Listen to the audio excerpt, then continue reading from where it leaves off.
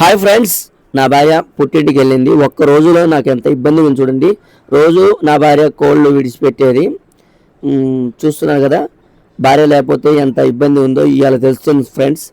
ఇంటి బయట శుభ్రంగా ఊడ్చుకునేది రోజు 4:30కి లేచి. ఓకే, చూస్తున్నారు కదా, నా నడుమే వంగలేకపోతుంది. ఇంటి వరండాలో రేకుల షెడ్లు కావడం వల్ల ఊడ్చేది, పిల్లలకు లేపేది. లేండ్రా అని చెప్పిన వీళ్ళు కూడా మాట వినేవాళ్ళు కాదు. స్కూల్కి పోవాలి, మరి లేకపోతే వాళ్ళు అట్టే పడుకుంటారు.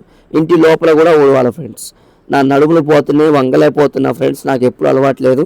ఇగో కాఫీ బొచ్చలు, బొచ్చలు, అన్నం బొచ్చలు మొత్తం మళ్ళీ కడగాల, శుభ్రంగా అట్లు రుద్దాల. చూస్తున్నారు కదా, ఇగో నేను రీల్స్ కోసం చేయలేదు. ఒకరోజు భార్య లేకపోతే ఎంత ఇబ్బంది ఉంటుందో మీరందరికీ తెలవాలని.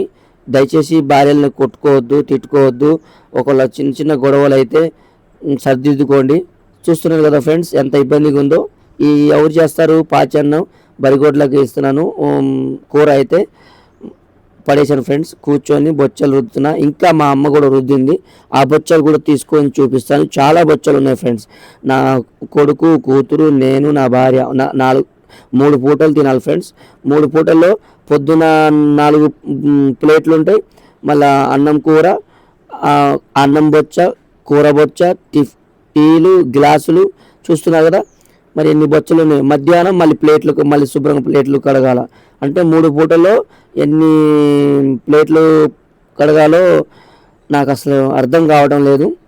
నా భార్య ఎట్లా ఓపికతో పని చేసుకుంటుందో నాకు అర్థం కావట్లేదు ఫ్రెండ్స్. అంట్లు రుద్దాల, ఓకే, మళ్ళా అన్నం వండాల.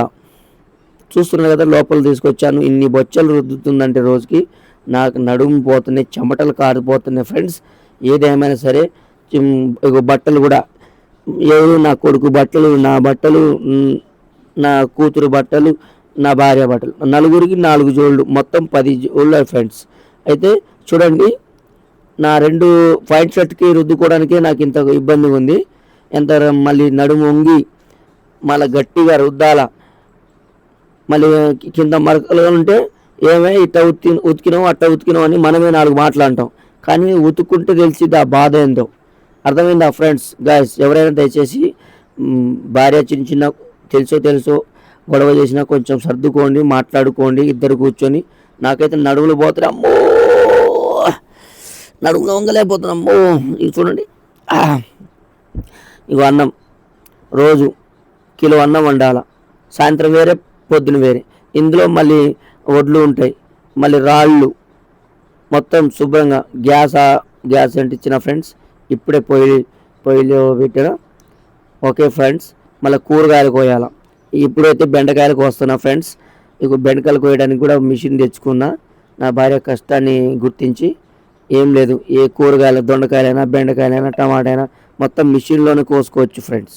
కాబట్టి ఫ్రీగా కొంచెం ఉండేటట్టుగా తెచ్చాను. 100 రూపాయలే.